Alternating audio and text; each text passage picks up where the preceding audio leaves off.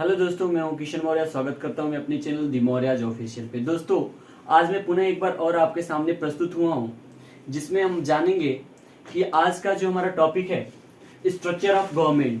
दोस्तों, इसमें हम जानने की, जैसे कि हमें पता है कि भारत की जो जनता है चुनाव के माध्यम से जो अपनी सरकार या केंद्र या राज्य सरकार में चुनती है, तो यह टॉपिक का हमें जानना इसलिए आवश्यक है ताकि हम यह जान सकें या तो केंद्र सरकार या तो राज्य सरकार में जो भी लोग हैं, अर्थात हमारी सरकार है, उनकी शक्तियां क्या क्या होती हैं और उनके कार्य क्या क्या होते हैं। तो इन सारी चीजों के बारे में आज हम डिस्कस करने वाले हैं, जिसमें हम बात करेंगे स्ट्रक्चर ऑफ गवर्नमेंट, अर्थात सरकार की संरचना।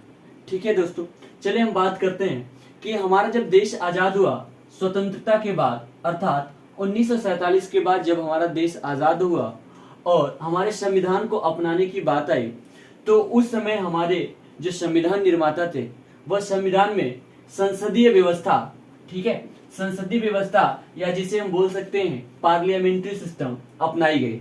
पार्लियामेंट्री सिस्टम को हम एक बार पार्लियामेंट्री सिस्टम या डेमोक्रेटिक सिस्टम भी कहते हैं। ठीक है दोस्तों, तो उस चीज में मेंशन किया गया कि जो हमारा संविधान है अर्थात कॉन्स्टिट्यूशन है, इसके 3 अंग हैं। ठीक है, और तीनों अंग के अलग अलग क्या है, कार्य हैं और अलग अलग उनकी पास शक्तियां हैं। ठीक है दोस्तों, तो आज हम देखेंगे उनके पास कौन कौन सी शक्तियां हैं और क्या क्या कार्य हैं। जिसमें पहला है संविधान के जो 3 अंग हैं, पहला है लेजिस्लेचर, जिसे हम कहते हैं विधायिका भी कहते हैं। दूसरा है एग्जीक्यूटिव, जिसे हम कार्यपालिका भी कहते हैं। और तीसरा है दोस्तों जुडिशरी, जिसे हम क्या कहते हैं, न्यायपालिका के नाम से भी हम जानते हैं। ठीक है दोस्तों, अब इनके बारे में हम एक एक करके इनकी शक्तियां, इनके कार्य के बारे में जानने की कोशिश करेंगे। ठीक है दोस्तों, चलिए शुरू करते हैं। पहला जो है लेजिस्लेचर, जिसे हम विधायिका के नाम से जानते हैं। अगर एक भाषा में या एक शब्दों में हम इसे कहें तो बोल सकते हैं कि इसे कहा जाता है लॉ मेकिंग बॉडी। ठीक है, एक शब्दों में हम कहा जाए कि जो विधायिका है अर्थात लेजिस्लेचर है, इसका कार्य क्या होता है, तो इसका कार्य होता है लॉ मेकिंग की। ठीक है, यह कार्य करता है जो भी नियम कानून या जो भी बिल पास होते हैं, जो भी प्रावधान बनते हैं, वह विधायिका के द्वारा ही बनने का कार्य होता है। ठीक है दोस्तों, इसका कार्य देखिए क्या होता है कि विधायिका का कार्य नए कानून बनाना तथा उनमें पुराने कानून में बदलाव करना होता है। जो यह कार्य करते हैं, या तो कोई नया किसी चीज पे कानून बनाना है तो बना सकते हैं, या कोई ऐसा कानून है जो ऑलरेडी हमारे यहाँ प्रावधान बना हुआ है, लागू है, तो उसमें कुछ बदलाव करने हैं या उसे पूर्ण रूप से हटाने का भी कार्य करना है, तो ये लोग इस पे क्या करते हैं, विचार विमर्श करने का कार्य करते हैं। यह कार्य जो होता है विधायिका का कार्य होता है। ठीक है दोस्तों, अब आगे हम बात करेंगे कि एग्जीक्यूटिव होती क्या है, जिसे हम कार्यपालिका कहते हैं।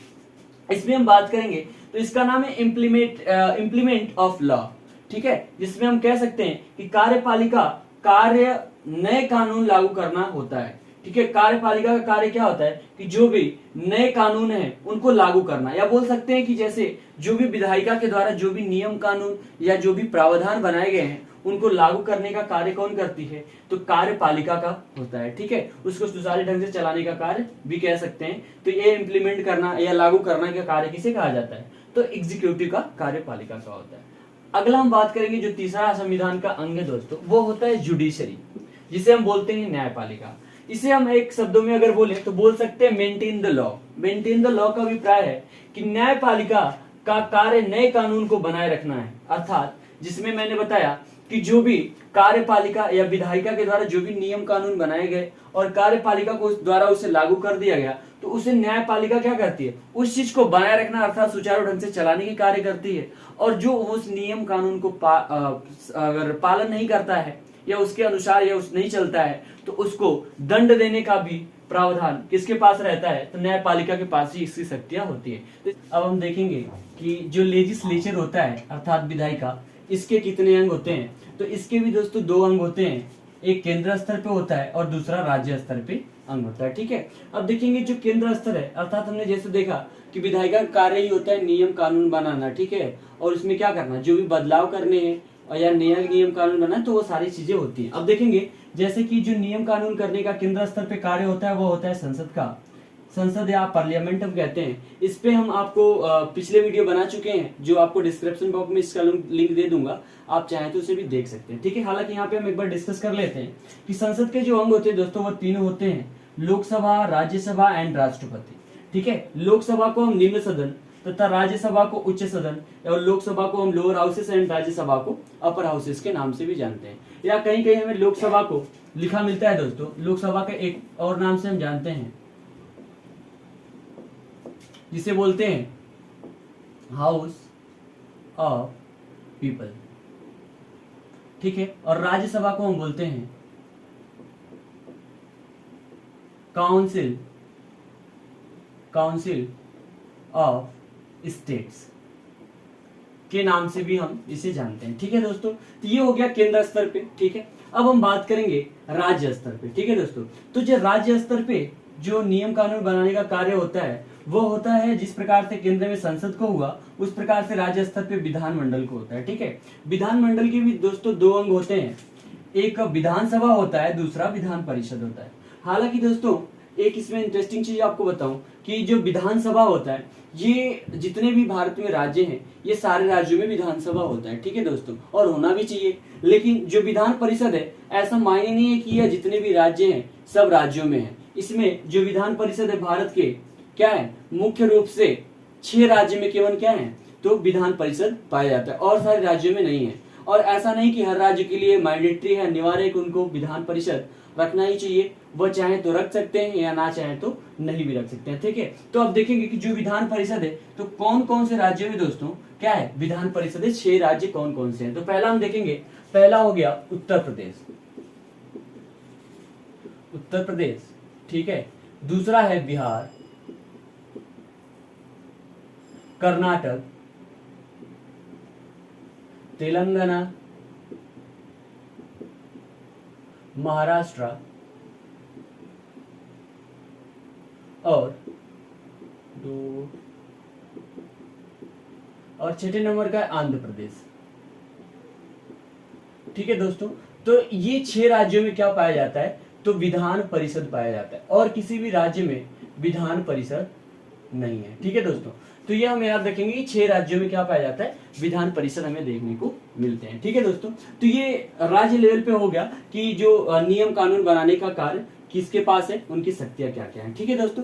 ये समझ में आया होगा। अब हम आगे बात करते हैं कि जो कार्यपालिका है एग्जीक्यूटिव, ठीक है, अर्थात जो भी नियम कानून बनाए गए हैं उन पे कार्य करना है, सुचारू ढंग से उसे चलाने का जो भी कार्य होता है वह केंद्र स्तर। अब देखेंगे कि जो कार्यपालिका है, कार्यपालिका को भी 2 भागों में बांटा गया, एक है केंद्र स्तर पे और दूसरा है राज्य स्तर पे। देखेंगे कि जो केंद्र स्तर है, केंद्र स्तर पे जो सबसे सर्वोच्च होता है, सबसे ऊपर होता है वह होता है राष्ट्रपति, दूसरे नंबर पे आता है उपराष्ट्रपति और तीसरे नंबर पे आता है प्रधानमंत्री, ठीक है। और उसके बाद आते हैं मंत्रिपरिषद, ठीक है दोस्तों। अब मंत्रिपरिषद के अंदर आते हैं कैबिनेट मंत्री होते हैं, राज्य मंत्री होते हैं या उप मंत्री होते हैं। लेकिन इसमें एक चीज बताऊं कि राष्ट्रपति तो सबसे ऊपर होता है या इसके पास बहुत ज्यादा शक्तियां होती हैं, लेकिन हमारे भारत देश में सबसे अधिक शक्तियां हमारे जो प्रधानमंत्री जी हैं उनको दी जाती है, ठीक है। वही क्या है सबसे अधिक शक्ति वाले माने जाते हैं, यही सुचारू ढंग से हमारे देश को चलाने का कार्य करते हैं। ये हो गया केंद्र स्तर पे, ठीक है दोस्तों।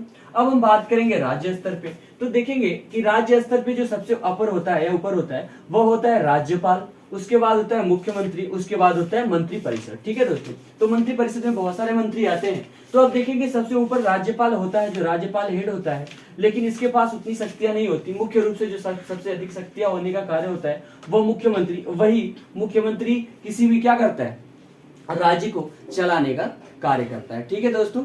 अब इसमें देखेंगे कि राज्य को सुचारू ढंग से चलाने का कार्य करता है कौन तो मुख्यमंत्री। अब इसमें हमने देखा जैसे कोई नियम कानून है वह बनाना है केंद्र के लिए, तो जैसे फाइनेंस बिल 2023 से 2024 पास करना है पूरे हमारे भारत देश के लिए, तो वह पास करेगी संसद में। लेकिन वही अगर उत्तर प्रदेश के लिए केवल पास करना है तो वह कहाँ होगा विधान मंडल में होगा, ठीक है दोस्तों। अब अगला जो है जुडिशरी, इसके बारे में हम बात करेंगे। देखेंगे कि जो जुडिशरी है अर्थात न्यायपालिका है, न्यायपालिका जो हमारे भारत में है वह 3 स्तर के होते हैं, ठीक है। कितने स्तर के 3 स्तर के, जिसमें सर्वोच्च होता है सबसे ऊपर, जिसे बोलते हैं सुप्रीम कोर्ट के नाम से जानते हैं या बोलते हैं हम क्या इसे सर्वोच्च न्यायालय बोलते हैं, ठीक है दोस्तों। क्या बोलते हैं सर्वोच्च न्यायालय भी हम इसे बोलते हैं, ठीक है। अब देखेंगे कि सर्वोच्च न्यायालय में जो भी क्या है जो भी न्यायाधीशों की संख्या होती है वो होती है 33। कितनी होती है सर्वोच्च न्यायालय में न्यायाधीशों की संख्या 33 होती है। और जो उसका मुख्य न्यायाधीश होता है उसे हम क्या बोलते हैं, उसे बोलते हैं चीफ जस्टिस ऑफ इंडिया के नाम से हम जानते हैं, ठीक है दोस्तों, जो क्या होता है कि सर्वोच्च न्यायालय का जो मुख्य न्यायाधीश होता है उसे हम बोलते हैं चीफ जस्टिस ऑफ इंडिया। उसके नीचे आता है उच्च न्यायालय जिसे हम बोलते हैं हाई कोर्ट। ठीक है, तो ये अलग अलग राज्यों में अपना अपना क्या होता है, या कभी कभी ऐसा होता है कि एक राज्य का या एक से अधिक राज्य का एक ही क्या होते हैं, हाई कोर्ट होते हैं। तो वैसे हमारे पूरे जो भारत देश है, भारत देश में टोटल हाई कोर्ट कितने हैं, 25 है। जो उत्तर प्रदेश का हाई कोर्ट है वह, ठीक है दोस्तों, उसके तीसरे स्तर पे वो होता है जिला न्यायालय जिसे हम बोलते हैं डिस्ट्रिक्ट कोर्ट। ठीक है दोस्तों, और एक चीज और बताऊं कि सबसे अधिक जो वह डिस्ट्रिक्ट लेवल पे आते हैं। ठीक है दोस्तों, जब इससे सॉल्व नहीं हो पाता है तो हम उच्च न्यायालय में जाते हैं, और इससे भी हम जो हमारा सस्पेंशन है, जो चीजें वो क्लियर नहीं हो पाती, हमको लगता है कि नहीं हमारे साथ हुआ है, तो उसके लिए हम जा सकते हैं तो सर्वोच्च न्यायालय में भी दोस्तों जा सकते हैं। तो पहली सीढ़ी क्या है, तो जिला न्यायालय है, और दूसरी सीढ़ी क्या है, तो सर्वोच्च न्यायालय है। ठीक है, तो आई होप कि दोस्तों यहाँ भी चीजें मैंने आपकी सरकार की संरचना स्ट्रक्चर बताई, ये सारी चीजें आपको क्लियर हुई होगी और अच्छे तरीके से समझ भी आया होगा। ठीक है दोस्तों, अगर कुछ भी आपको डाउट होता है, प्रॉब्लम होती है, तो आप कमेंट बॉक्स में कर सकते हैं,